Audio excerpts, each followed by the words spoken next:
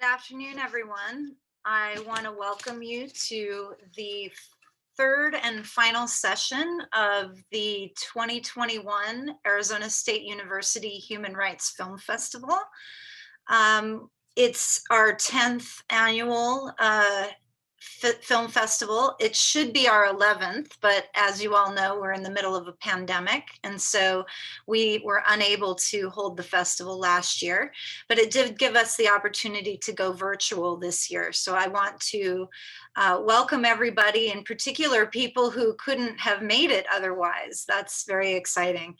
I want to begin by acknowledging the Acamel, Odom, and Peeposh peoples whose ancestral territories Arizona State University currently sits on. It's the care and keeping of the land by Native peoples that allows us to be here today. And so I want to extend a special welcome to our Native American participants and students and audience members. This panel today is very exciting, but before I introduce the topic and the film that we're going to see, I just want to thank Arizona Humanities for giving us a grant that made the film festival possible this year, and in particular Brenda Thompson and Samantha Anderson, who were extremely helpful in helping me get that grant. I also want to thank the School of Social Transformation, and in particular Lisa Anderson, Tammy McKenzie, Jeannie Colquette, Kike Martin Palacios, and all the staff who have been so supportive. I think I've also been remiss in not thanking Seth Levine, who's our tech person and handling the videos. He's been absolutely awesome. I want to thank my intern, who really has far exceeded expectations, Isabella Conti. She's been very enthusiastic and creative in helping to pull off the film festival online this year. And we're also extremely grateful for our panelists and our moderators, and in particular, our panelists who are out there on the front lines every day. They're taking the time out of their very important work to come and talk about what they're doing with us and help us to get a perspective on what that looks like. So we're going to start today with a showing of the film Charm City, which if you've ever seen The Wire, and you liked it, you're going to be very pleased with this documentary because it brings in elements of many of the things that were portrayed in The Wire: the politics, the policing, the drugs, all of the very complex issues that face the city of Baltimore. And we're very pleased today to have the filmmaker from Charm City with us today. And we'll do the full introductions later. We're going to have a short break after the showing of Charm City of about 5 minutes, and then we will show the film short, The Free State of George Floyd. And this film was made by the Center for Work and Democracy. And so we want to thank Michael McQuarrie, who's a professor here in the School of Social Transformation, for making that short available to us so we can get a glimpse into the kind of work that's been done at George Floyd Square since his murder. We're also, of course, feeling the pain of the Derek Chauvin trial and the really heartbreaking testimony that has been happening over the last several days. And I'm just very pleased to be able to bring people together so we can hear what's going on and share the experiences with them. So without further ado, let's go ahead and get started with Charm City, and I'll see you at the break. Thank you.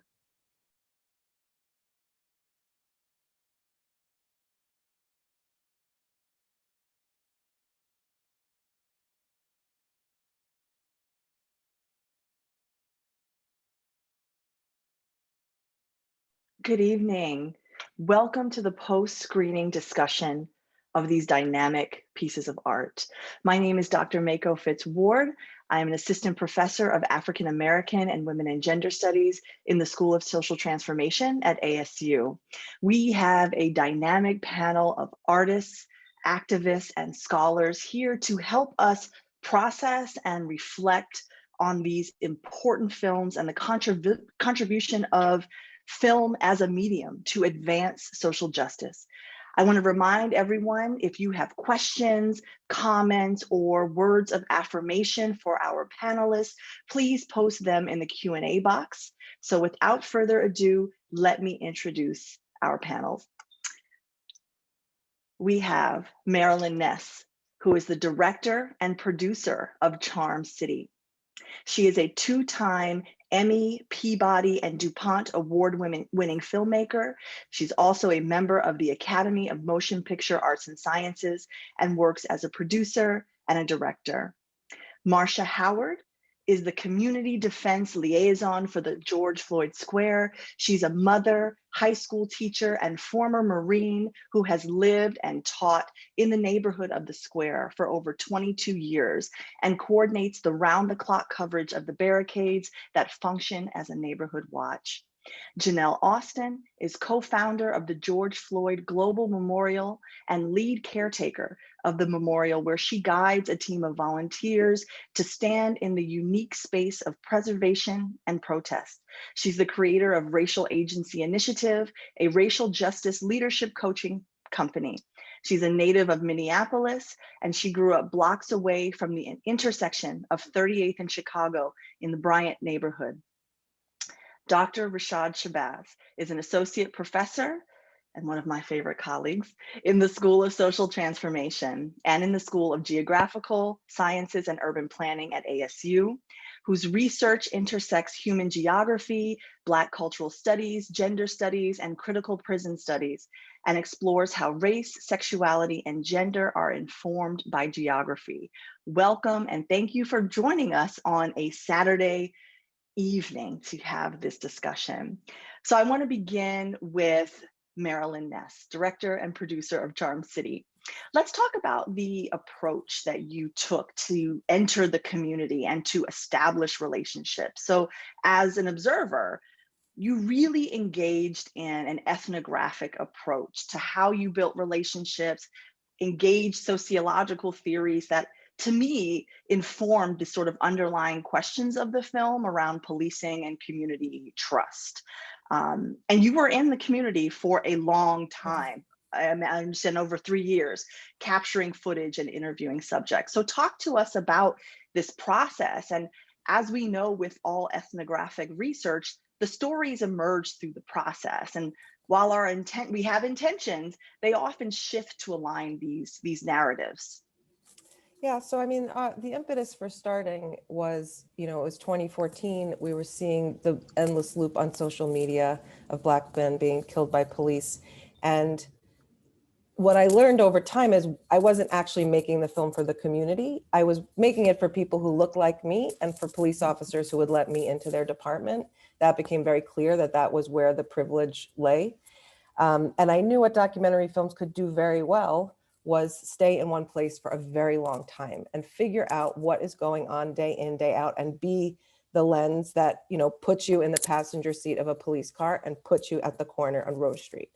And so we could have done that in any city in America, but over time we realized that Baltimore was a place that so deeply baked in the systemic injustices that was evident in the disinvestment in the community of Rose Street and the number of vacant houses you saw, and the fact that there's no public transportation out, and the fact that they're excessively policed and ticketed. Like, we could see all that. And so we spent actually 4 months on Rose Street with no camera, to the point where at one point Alex Long said, "Are you actually going to film anything?"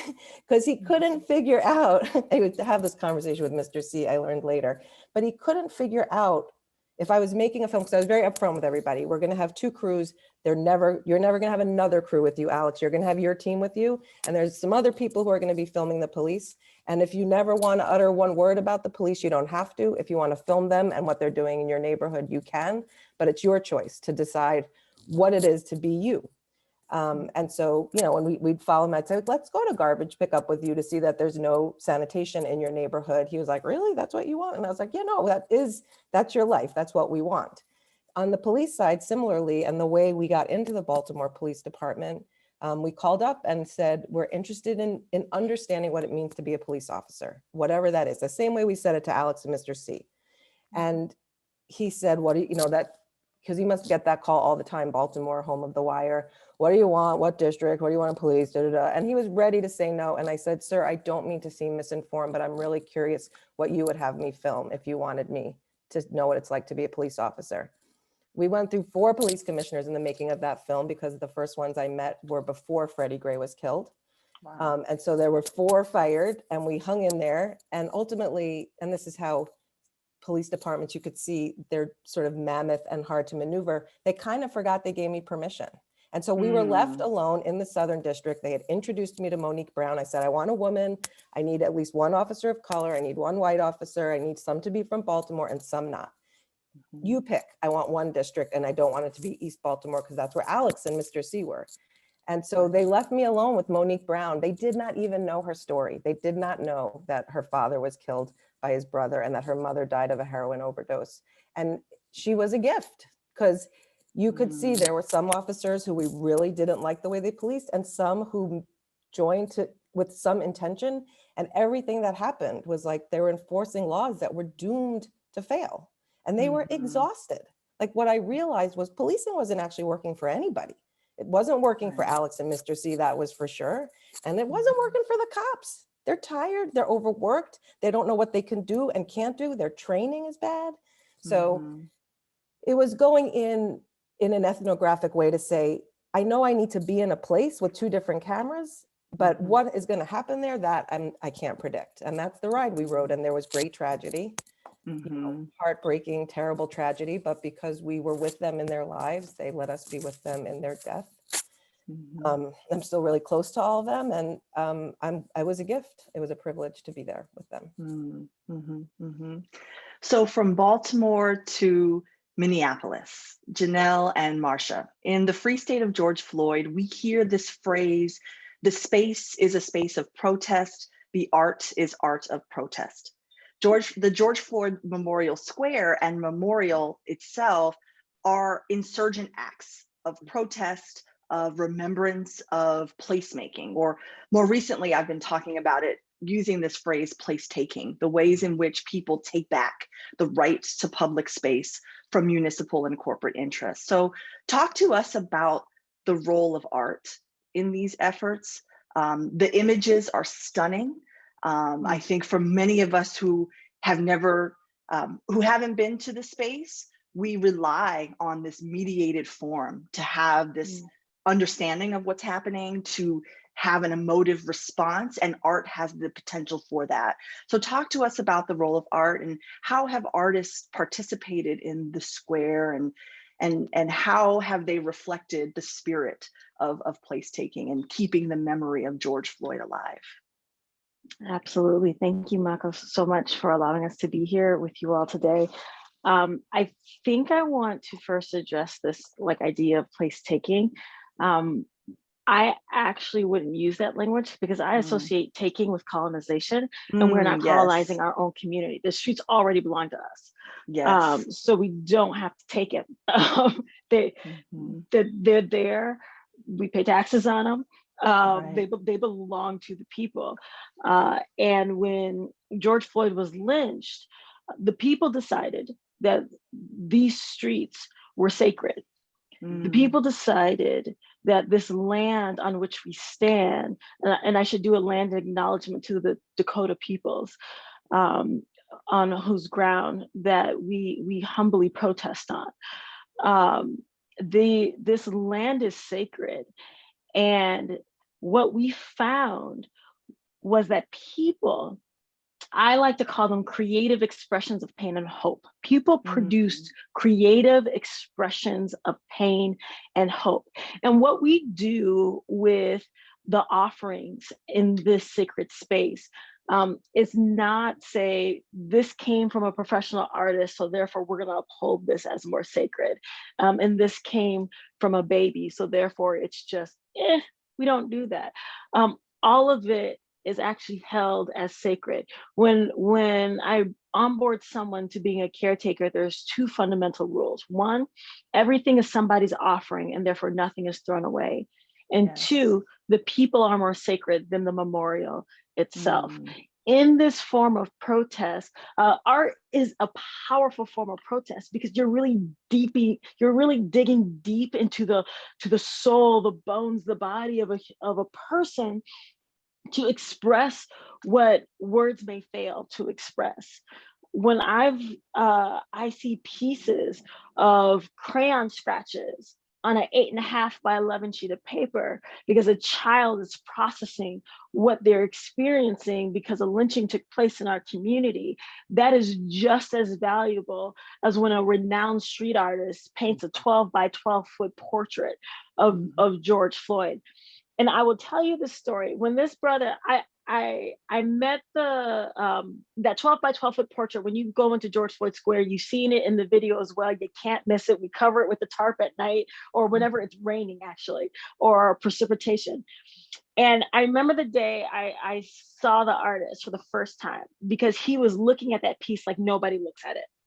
And I've seen a lot of people look at that piece and I was like, he's looking at the structural integrity of that piece. He's not observing it. I was like, he's the artist. So one of my caretakers went up and asked on my behalf and he said, yes. And so I went up and began to speak to him.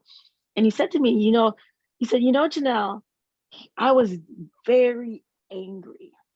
He's like, I wanted to burn something down. And so I went in my studio and created that. And I looked at him and I said, so you created instead of destroyed? And he says, yeah, I guess I did. And from that moment, I realized how important these creative expressions of pain and hope are. To create an outlet for people to protest in powerful ways that also lift up the stories of the community, that also lift up the cries for justice of the community, that say, hey, I say protest is signaling that there's something wrong. They're saying, hey, something is wrong. So when you come to George Floyd Square, it's a blank canvas that turned into memorials for people. There are hundreds of names. It's not just for George Floyd. Yes. There are names of our dead from Minneapolis that only the local people of South Minneapolis would know. And there are names that are from across the nation as well. There are names of people in our community who were murdered after George Floyd, etched on the streets. We have memorials for us all. And it matters that we have this space where the streets are covered with painted names. There's gardens. There's the structure of the fist anchored in the center of the intersection. There's another fist that's anchored onto a bus shelter where people etch their names in. There's I've got things that are stitched and woven and weaved and then laid down as an offering. But we've got murals that are painted. We've got billboards taken over by art. And so when you come into the space, everywhere you look, you feel it all around you. We just opened a pop-up gallery of several of these pieces, about 200. We've got about 2,000 we've preserved, but of 200 that just surround you and wrap you and remind you where we have been and where we are. These stories, these pieces of protest carry the energy of the person who laid it down, and their protest lives on through those pieces. So it's not just art. These are creative expressions of pain and hope that stand as protests and will be essential for us to understand how we actually move forward and where we go from here. Yes. Marcia? I was just thinking about the pop-up gallery that the George Floyd Global Memorial just put in a pre-existing space, a community building, the Chicago Fire Arts Center. And when I walked in, having been in the space for almost 11 months, having seen most of this in situ outside, I'm almost embarrassed to say that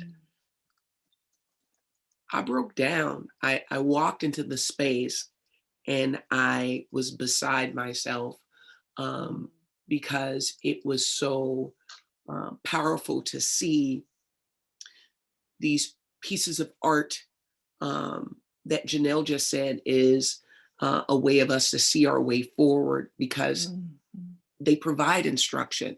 When you see the repetition of, quite frankly, some of the same messages over and over, having been laid down by people from our neighborhood, people from across the state who had come into that space, people from across the nation, people from around the world who created art once they got there. And yet the messages repeated, stop killing us. Our lives matter. Justice for George Floyd.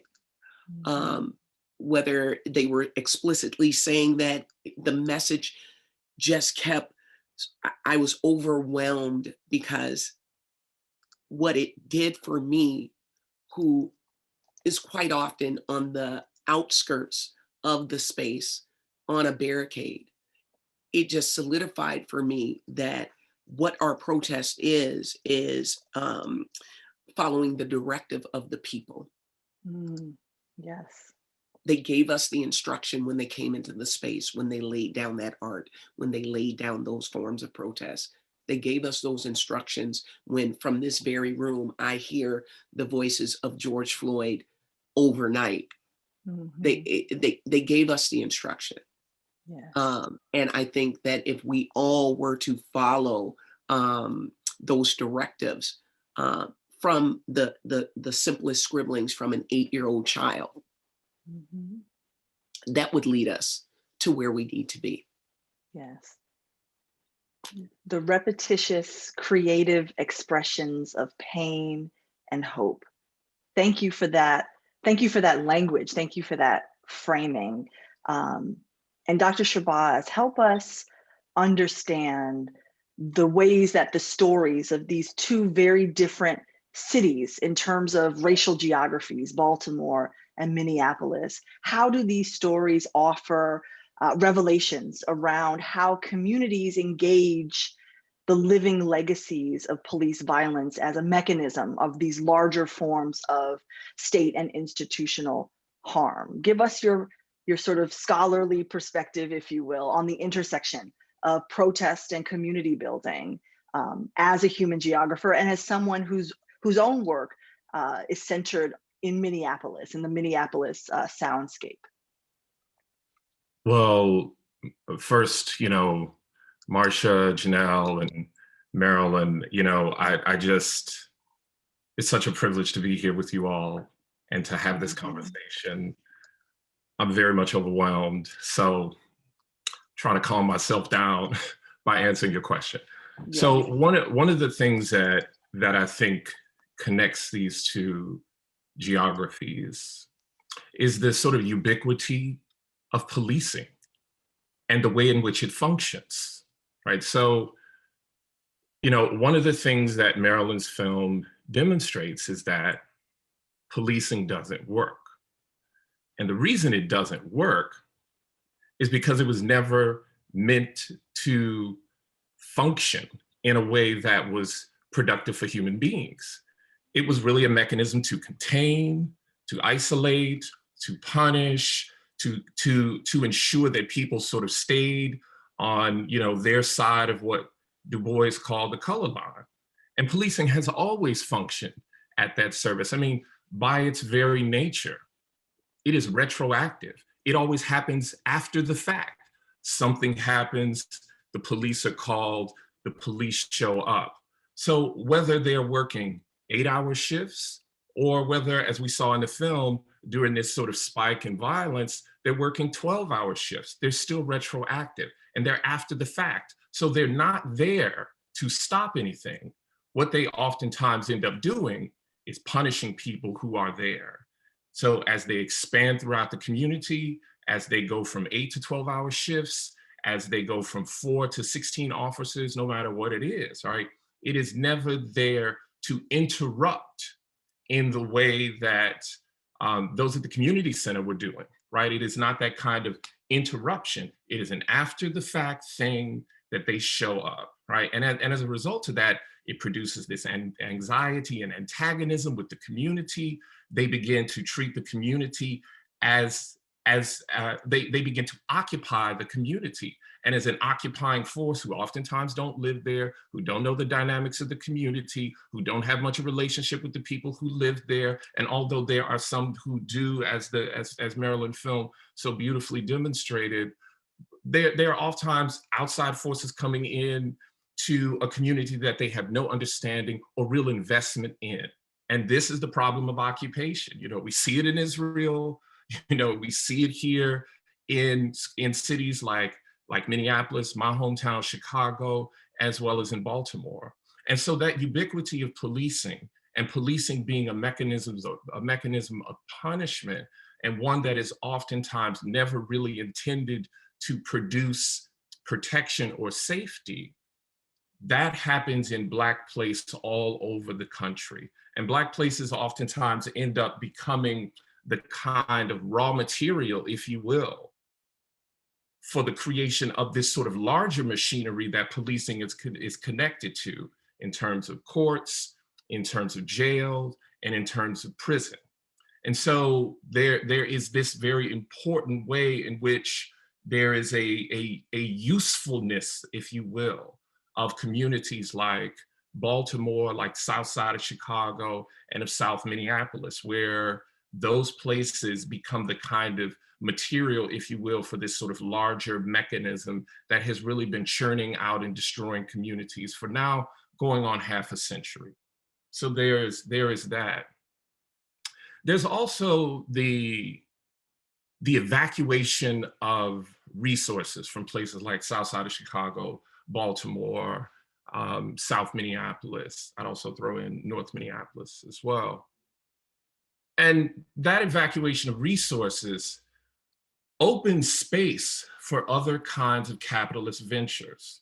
Whenever you move capital somewhere, right? Capital's here, you take that capital and you move it here. In other words, middle part of the 20th century, capital was really located at the center of major cities like Chicago, New York, Boston, Philadelphia, blah, blah, blah, right? World War II happens, white people evacuate the city, capital moves because they moved. And then, you know, cities began to construct highways and pathways into the center of the city, destroying Black communities in the process, so on and so forth. You all know that narrative. But my point here is that when white people left the city, as Maryland's film demonstrates, when white people did that, they took those resources with them, and those places were left to crumble. They were left, it was benign neglect. We saw it, we see it all over the nation. And so that evacuation of resources opens up space for other kinds of capitalist ventures. And one of those capitalist ventures has been narco-capitalism, drugs. Everybody wants them. They're not going anywhere. As long as human beings are alive, there will be a market for them. So obviously we need to move away from policing as a way of dealing with it and really see this for the public health issue that it is. And the violence that is attached to that is a public health crisis that if we do not deal with in very real and structural ways, we're going to lose another 2 or 3 generations of people. And Black women and men, and Latinx brothers and sisters as well, who are kept out of the labor market, who do not have capital, who do not have economic resources in the places in which they live, well, of course they're going to, get into the only market that's in town. Like, what are you going to do? And so my point here is that we are dealing with 2 significant problems: the ubiquity of policing Black communities and the over-policing of Black communities, and that being the only public resource really put into Black communities, coupled with the evacuation of any kind of meaningful work and any kind of meaningful resource allotment. Those preconditions create the Baltimores, the South Phoenixes, the South Sides of Chicago, the South and North Minneapolises. We see it functioning all over the country, right? And what it means is this in terms of a solution. And this is why I so love Marilyn's film, and I so love the George Floyd film, and I'm so deeply moved by what's happening in the square, because the solution to these problems, of course, is in part a policy solution, right? We get that. But the solution is also a spatial one. It is about those communities. The philosopher Henry Lefebvre said, no social transformation cannot happen without attending to the geography and without attending to the place. So you got a third of the housing in West Baltimore or in Baltimore City that is abandoned, that is vacant. That is a spatial problem.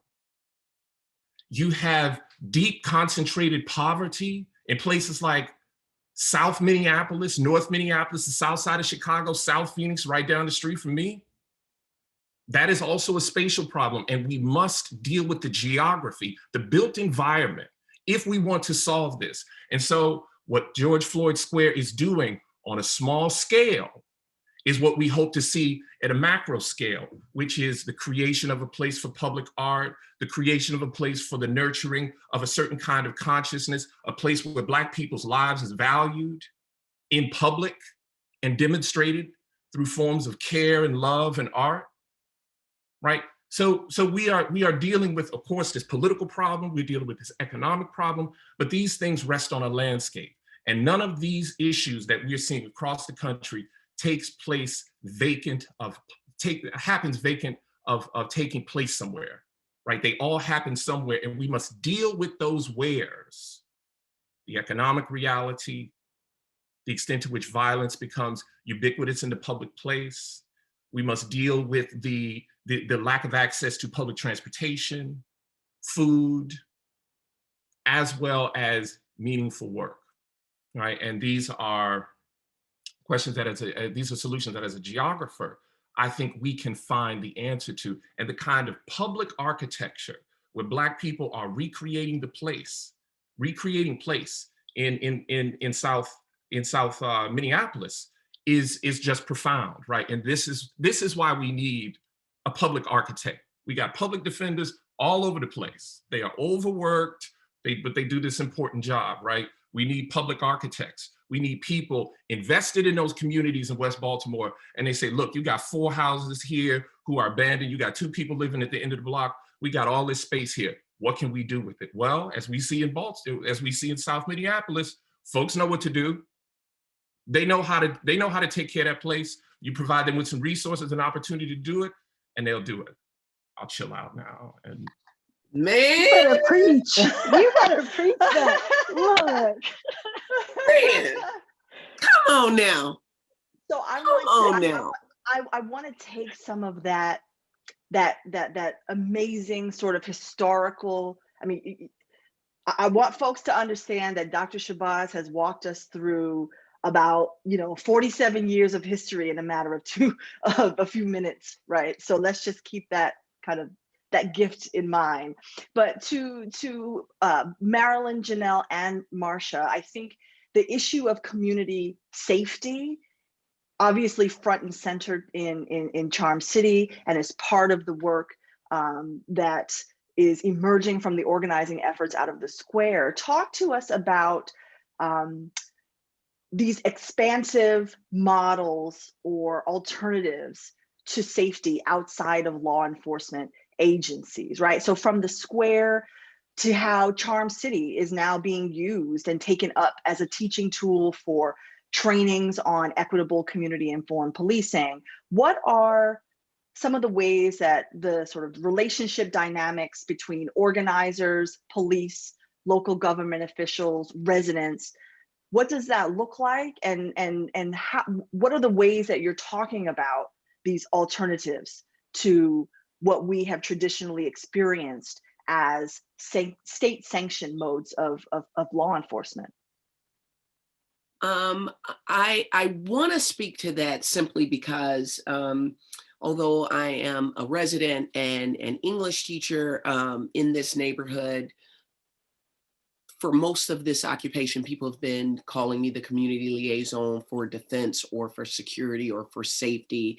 But I want to actually reference Charm City. There was a man, Mr. C, who sat and held meetings every day and listened and affirmed. And he did what we call every morning in the meet on the street, a little bit of preaching and a little bit of teaching. But more importantly, he just forged community by looking at people and saying, I see you and I love you. Explicitly saying it. He loved Black people.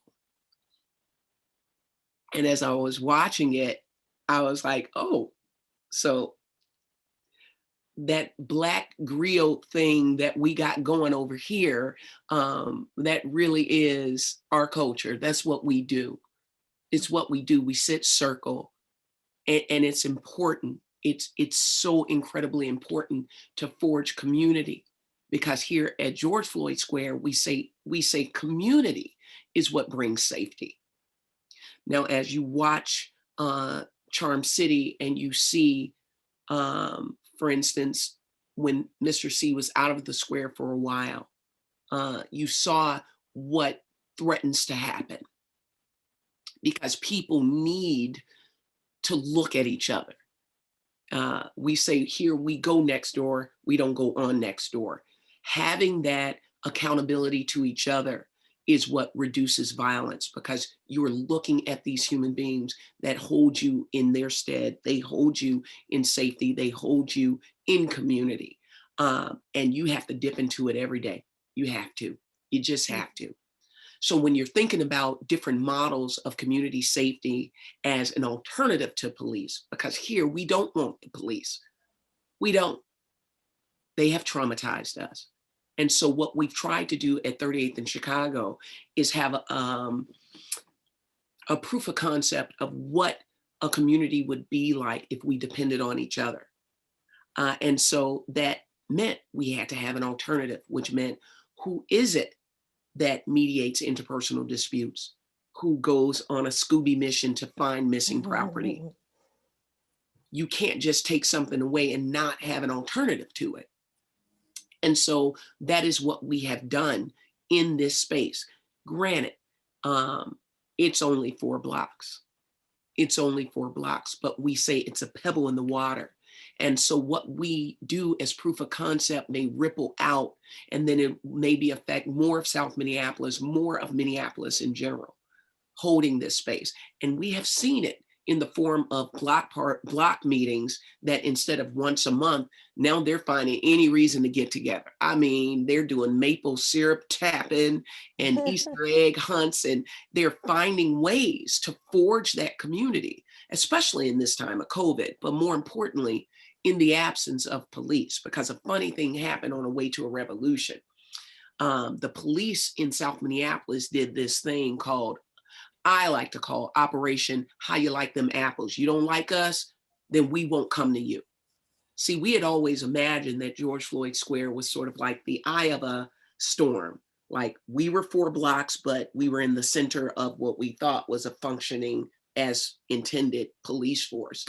Turns out, in order to engender resentment of protesters, of the movement itself, of the movement for Black lives, they decided to do a little bit of dereliction of duty and not come to people blocks and blocks away. In fact, calling us the no-go zone.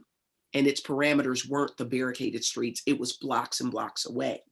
So taxpaying individuals who may have fallen on either side of the fence of the protests started to realize that if they called for police, they weren't getting services. And did it engender some resentment?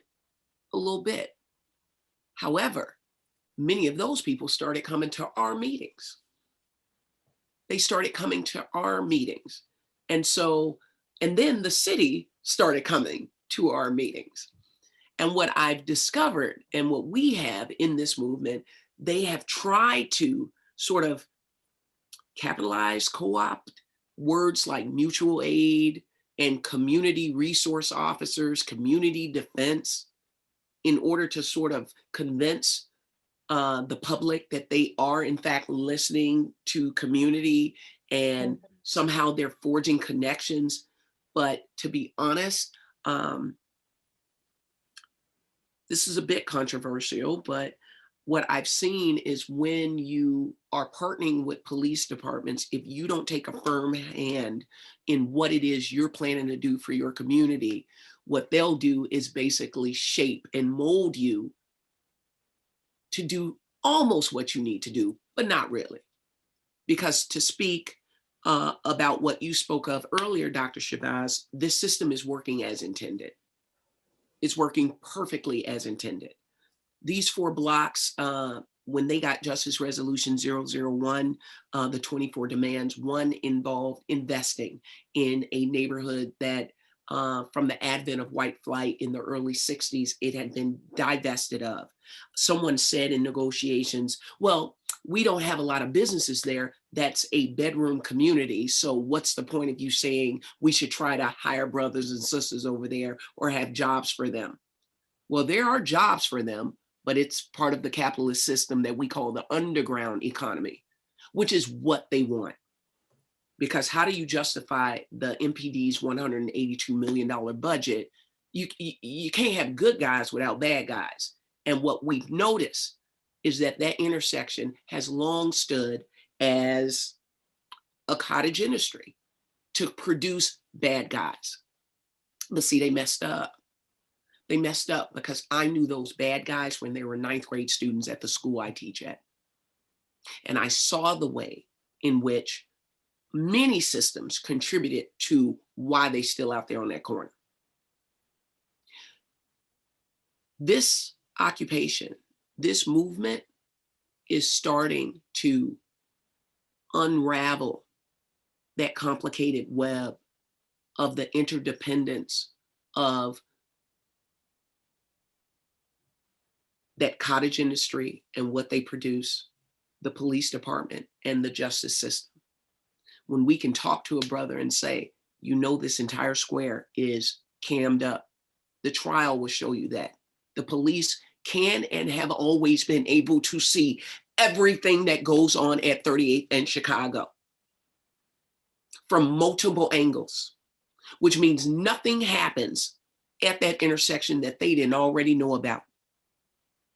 So if they truly were about preventing crime, come on. Marcia, Come on. Marcia. Come on.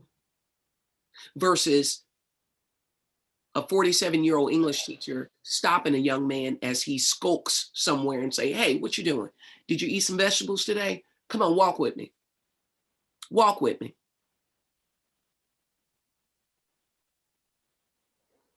You got to see him and you got to care. And it has to be more lucrative to you emotionally than it is to feed them into the gaping maw of the judicial system, because they've been watching this entire time. They watch and they wait and then they snatch them up because that's profitable to them. We've watched it for nigh on 11 months. We've watched it. If you've heard propaganda campaigns about the murder rates in Charm City, in Baltimore, or what's happening with the crime rates since the uprising, understand that there are no preventative measures that actually were put in place to be effective. They were none. Who does it serve to keep these brothers out of jail? Who does it serve to keep them from killing each other? Not the system. It's what it was designed for. I would jump in and say Mr. C calls himself a preventer. He said, actually, what we do here is we prevent. So, and Alex he's a preventer with Mr. C all the time, but he's also an interrupter, right? A moment of conflict and they're called in. But the thing that I found most amazing is, and this is happening in every city in America, right? We have decided that the only number to call when something's going wrong is 911. And probably a 22-year-old with a gun is going to show up with a gun, with a 22-year-old is going to show up with a gun, a handcuffs, or a taser. And we think that's going to go well, but that's the only number people get to call. and so what happens like in a place like Baltimore where it was easy for them to take 40% of the city budget, just take this big chunk and give it to those guys. And they don't have to figure out how you provide services. You gave 40% of the city budget. Isn't that going to fix it? So the thing I'm kind of psyched about in Baltimore is Brandon Scott, that young city councilman who you saw. He is the mayor now. They elected him. A young millennial Black man born on those streets who saw his first murder when he was 10 and talked and talked and talked about what needed to be done in that city until he got himself elected. You know, he still coaches kids in the neighborhood. He really was like, he was the community guy. They loved him.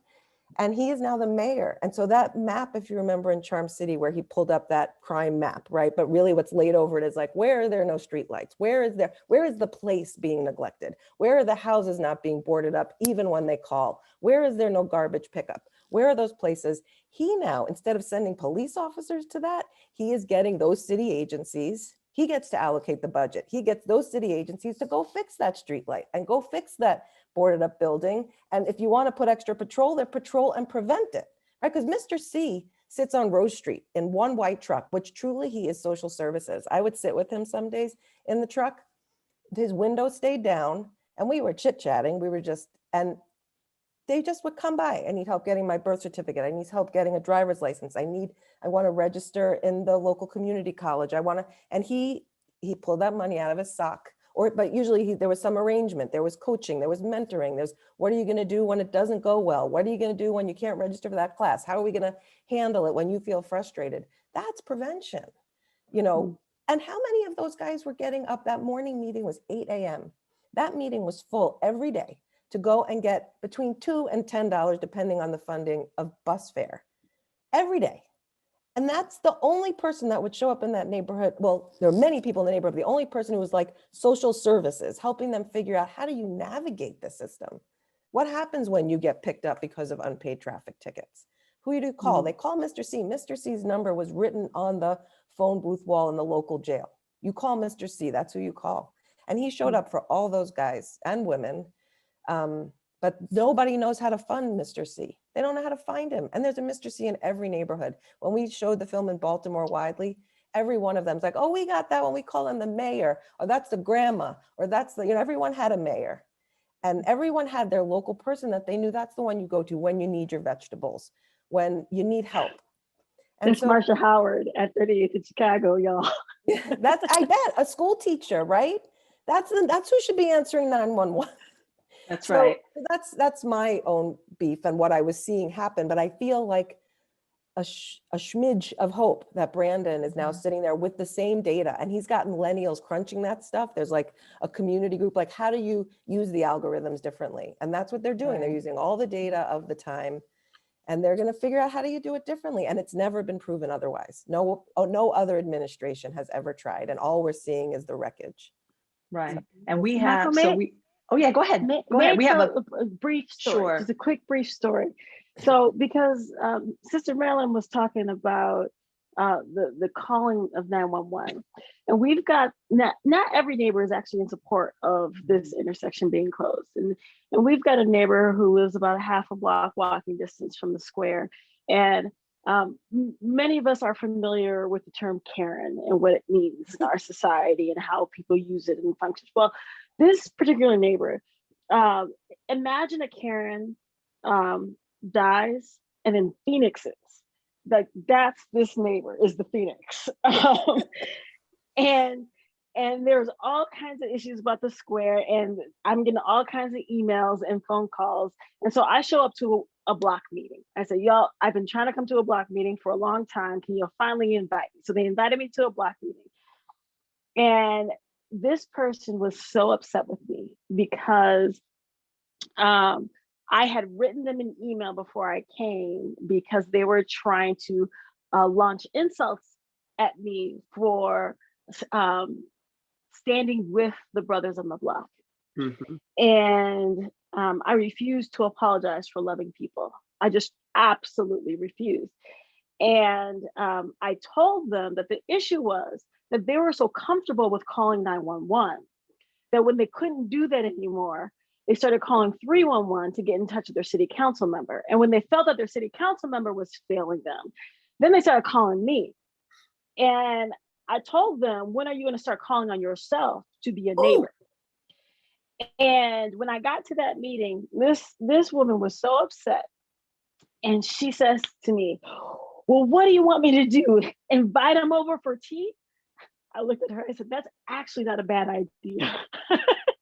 she was so upset, absolutely irate, that she couldn't find a way around of her not being a neighbor to people that she has chosen to despise, that she has chosen to have a racial bias against, and calling that out in her frustrated her, because it all started because folks started saying, including some of her own white neighbors, that you can't call 911 anymore because 911 brings harm to Black bodies.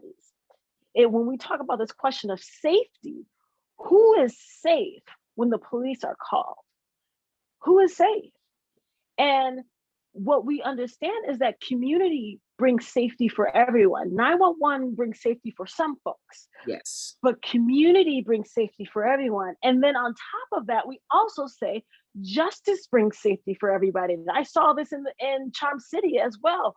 When we actually take the opportunity, and I define justice as the process of making things right.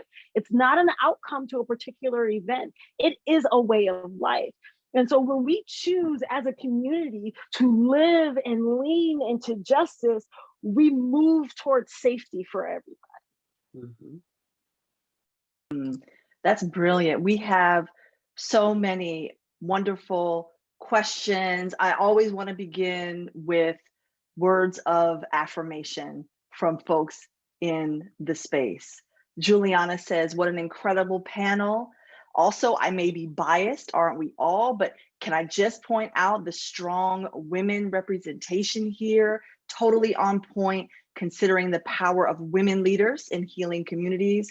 Haley says, what an incredible panel. Dr. Marlon Bailey says, on point, preach, Rashad. So there are several questions about strategies. And I want to sort of offer a synthesis from this last conversation. And what I heard coming from the panel was, we need to invest in the process of making things right. That is justice. You got to see them and you have to care. Getting into seats of power, that is important. Regardless of our ideological perspective about power, positional power matters. Being willing to engage the requests for change coming from the community when you get into those positions of power. Having personal accountability, responsibility, and relationship building from a place of care and conviviality. So when someone says, what should I invite them over for tea? The answer is absolutely. I'll come with you. I'll bring the snacks. That is a strategy.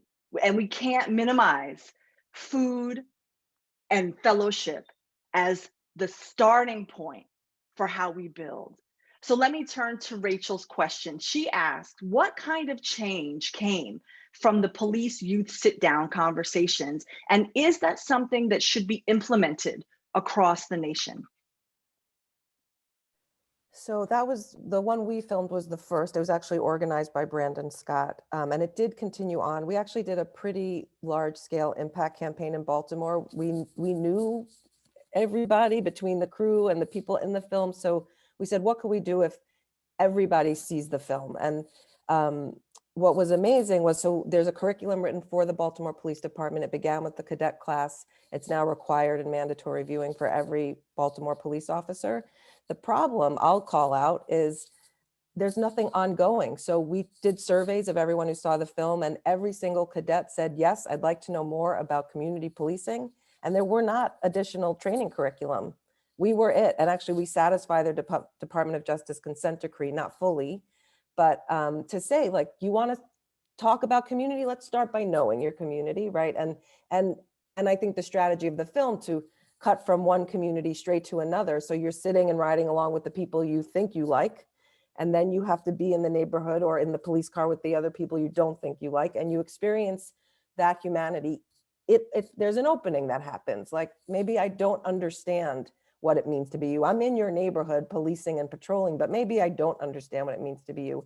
And unless departments invest in that, we need to give them resources if they're going to maintain them, and I hope we allocate lots of money elsewhere, but if they're going to maintain police departments, the training needs to be full. So to go back to the question, I think what we found in Baltimore, again, we wanted to measure what worked, so we weren't doing harm. In the end, I actually didn't think the police youth dialogues were all that helpful, because there was a power imbalance, and it all went back to just how it was. And so in the end, the kids knew what their life was. They were living that life. That one officer eventually turned into the right answer, which is don't ask them what they're doing wrong, ask them how their day is. Monique Brown, that was the way she lived her life.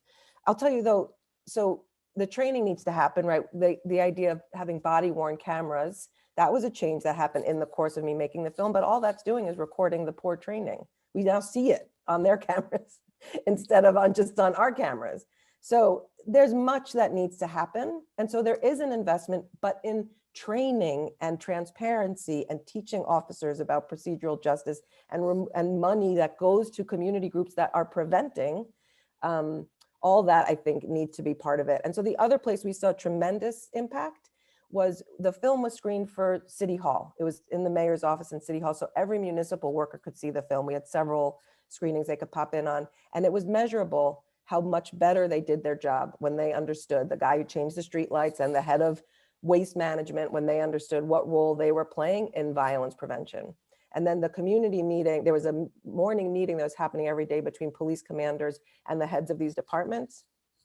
And the level of responsiveness with which they answered the high crime areas, right? Places that were known to be problematic, just go fix the things.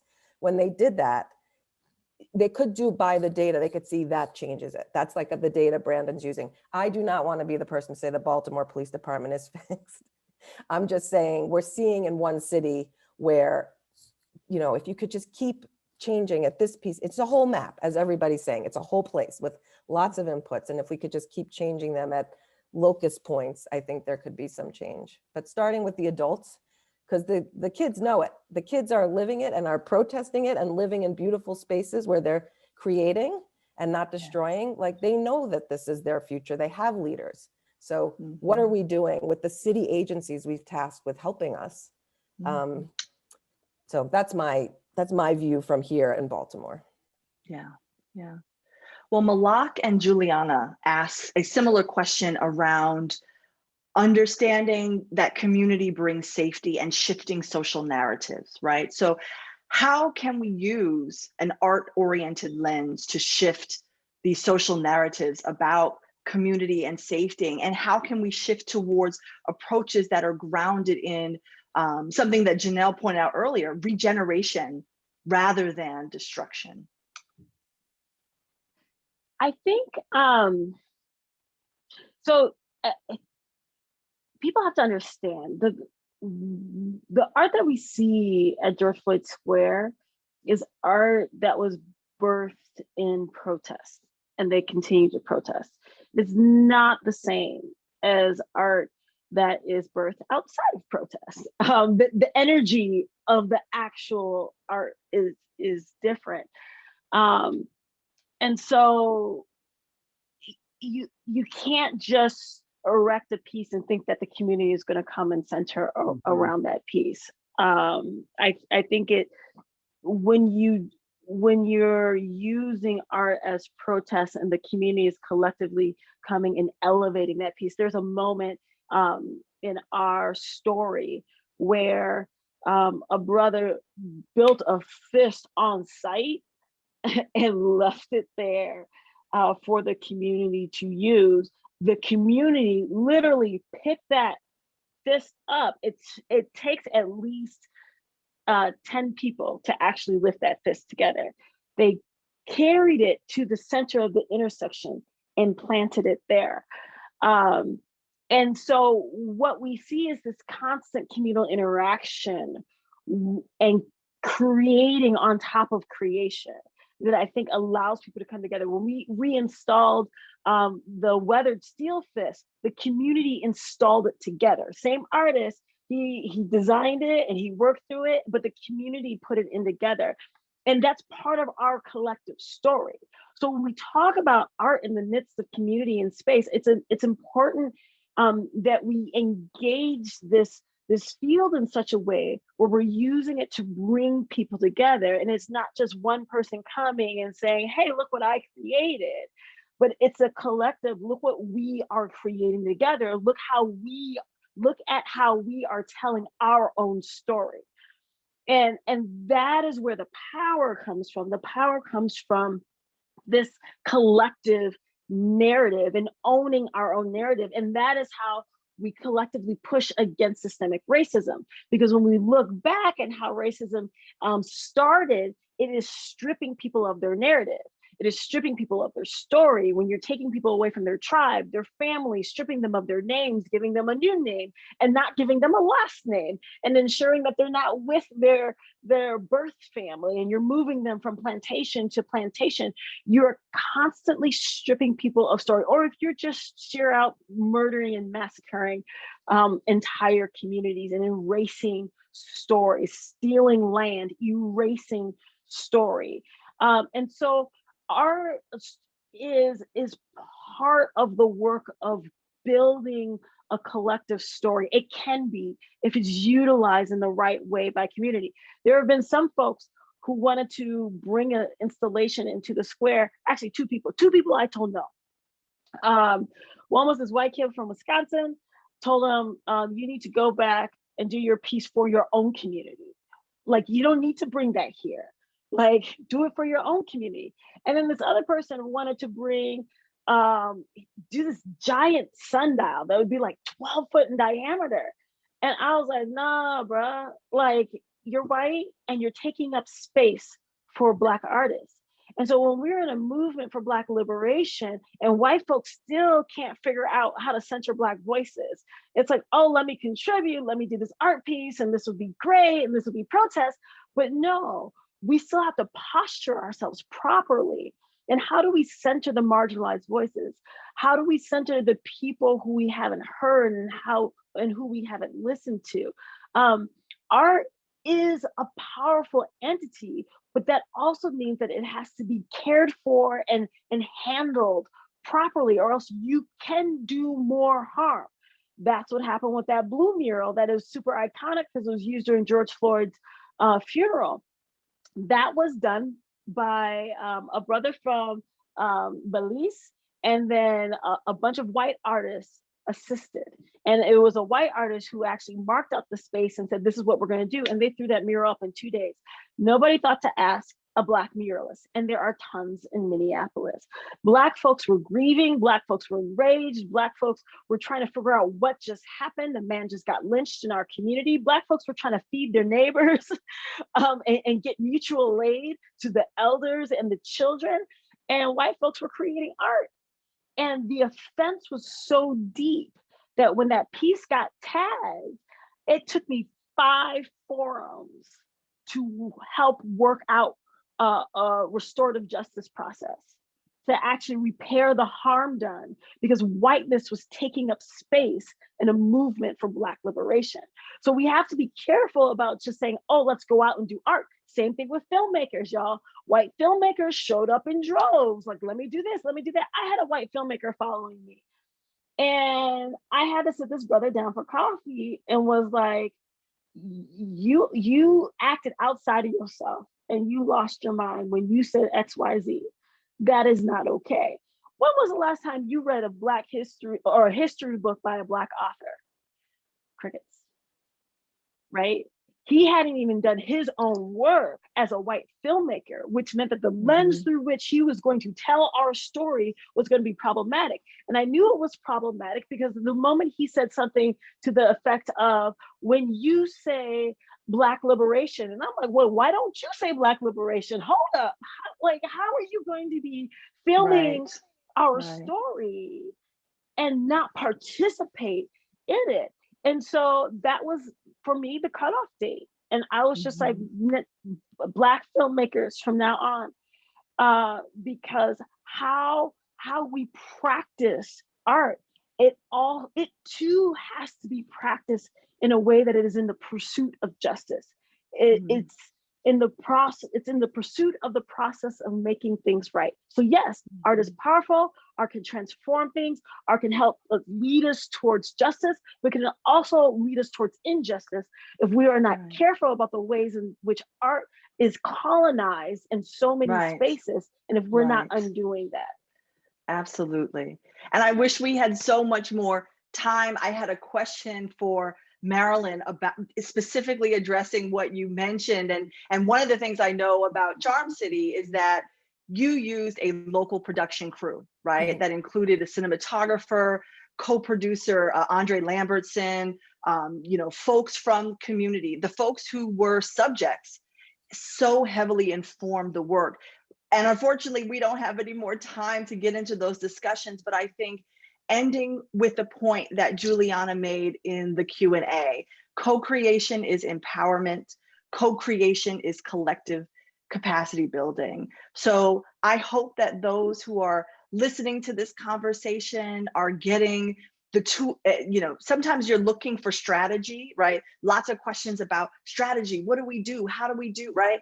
There were some gems of advice and wisdom offered in the space. And I hope folks were taking notes, because those simple yet profound words of how to build right relationships, how to show up, and how not to take space, those are the first line strategies one or any collective should take when wanting to do this kind of social transformation work.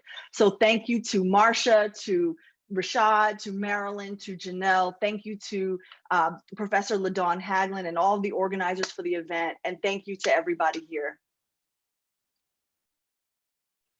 Yeah, I want to second that. I just feel like this was so incredible. It really went beyond what normally happens in academic spaces. It just took us to a level of heart that I think we get lost in our heads in academia a lot. And you really brought the heart of the matter to the table. And I'm just so grateful. And I wish you so much love and so much goodness in your efforts in Minneapolis. I know that the trial of Derek Chauvin is going on, and it's very heartbreaking. My class and I have been watching bits of it, and our hearts just go out to you, and we're just so impressed by what you're doing. I've been getting text messages from people saying how awesome this was. So thank you so much for sharing your time with us.